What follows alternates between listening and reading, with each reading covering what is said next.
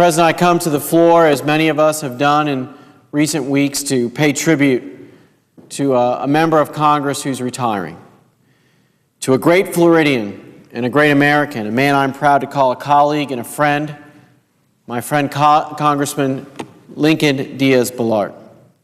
Congressman Diaz-Balart is retiring after 18 years of service in the United States House of Representatives. Born in Havana, Cuba, Lincoln came to the United States in 1959 at the age of 4 years old. His father, Rafael Lincoln Diaz-Balart, had just been elected senator in Cuba, but he could not take office or remain in Cuba because of the rise of the dictator Fidel Castro.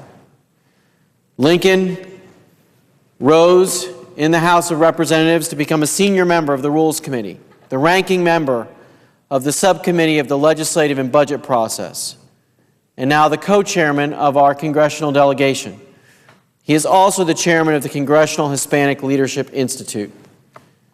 Lincoln grew up in South Florida. He attended public schools there and high school, but also attended school in Madrid, Spain. He received a degree in international relations from New College in Sarasota and obtained a diploma in British politics in Cambridge, England. He received his law degree from Case Western Reserve University in Cleveland.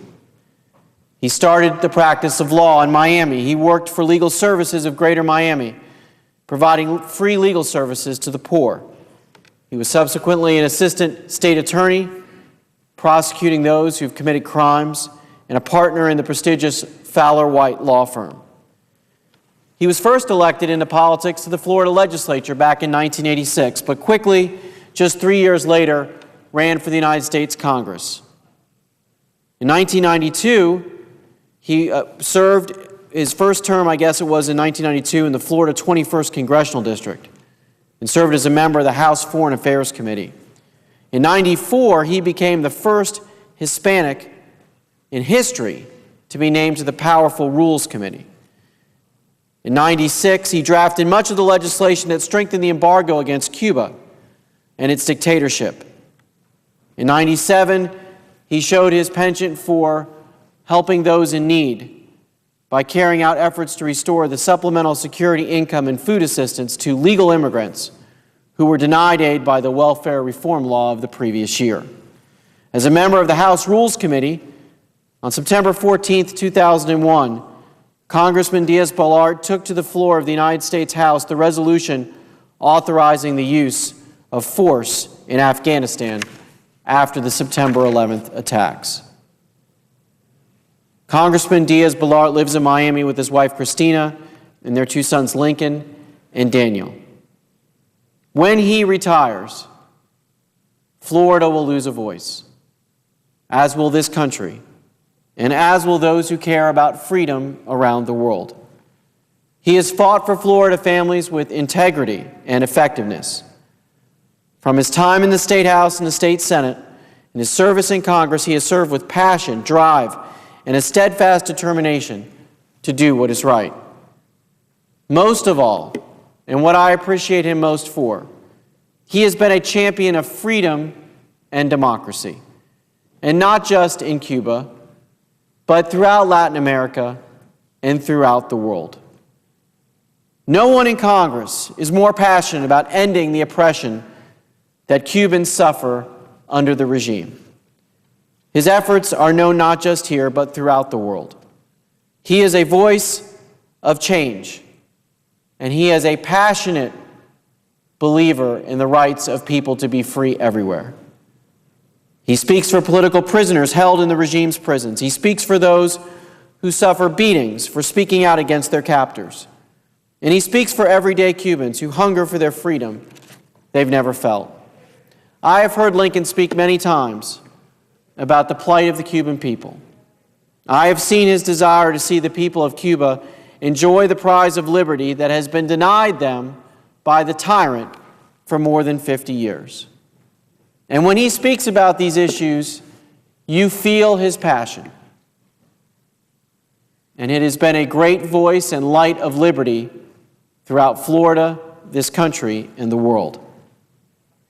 And to know Lincoln is to know one of his heroes, and that was his father, Rafael Diaz-Balart. a well-respected public servant when he had to leave Cuba in 1959. When he arrived in the United States, Lincoln's father established the White Rose, the first anti-Castro civic organization. When Lincoln returns to Florida, he will lead a nonprofit inspired by the White Rose. And I know that his father, looking down from heaven, will continue to be proud of his son. The United States House of Representatives will not be the same without his talents. But Florida will continue to benefit by having him back at home full-time. And I am certain, as an article in his hometown paper, the Miami Herald, noted, that even though he has announced his retirement, the pulpit will change, but the passion will not. To me, Lincoln will always be a steadfast ally in the cause for freedom 90 miles away from our shores in Florida. He knows that freedom is not negotiable, and its cause is the most noble cause in the world. Our country and our world is better off because of my friend, Lincoln Diaz-Balart. And I will always be grateful to him, because when I came here to the United States Senate, with him and his brother Mario Diaz-Balart, another great champion for freedom, I was mentored in the issues that affect my state and so many of the people in my state who come from Cuba and other countries in Latin America. And through their mentoring, and through their passion, and through the education that they provided to me, I was better to understand this plight. A plight that most of my colleagues, I don't think, can know as well as we can in Florida. That just 90 miles from our shore is an evil dictator that oppresses his people.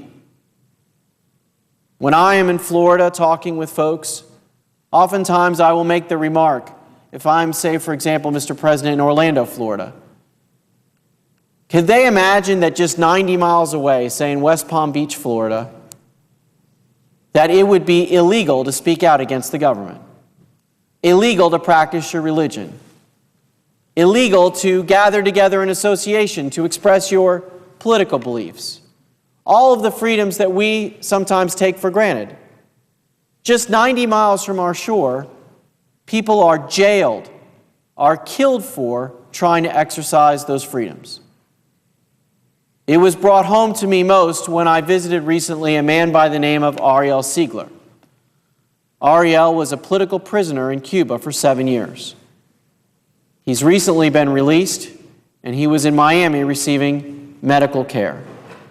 Ariel is a man who was a professional boxer, a large, strapping man. But he didn't just fight with his hands. He also raised his voice for freedom in his native Cuba. And when he did so, he was thrown in jail. And now he is a man who's about 100 pounds less in weight, whose once towering frame is regulated to a wheelchair. Because for 7 years he was imprisoned just for wanting to criticize his government.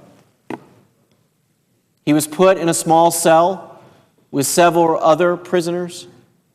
He was fed maggot-infested food, and he had to wash in a pipe and drink from a pipe, sitting outside his cell, as did all the other prisoners. And it made him sick, desperately sick. And this happens just 90 miles from the shore of this country. It is intolerable. But I know of this, and my heart bleeds for the Cuban people because of the great work of Congressman Lincoln Diaz-Balart. So we will miss him. His voice has fought for freedom in this body, in the United States Congress, for 18 years. But as the Miami Herald said, the pulpit will change, but the passion will not.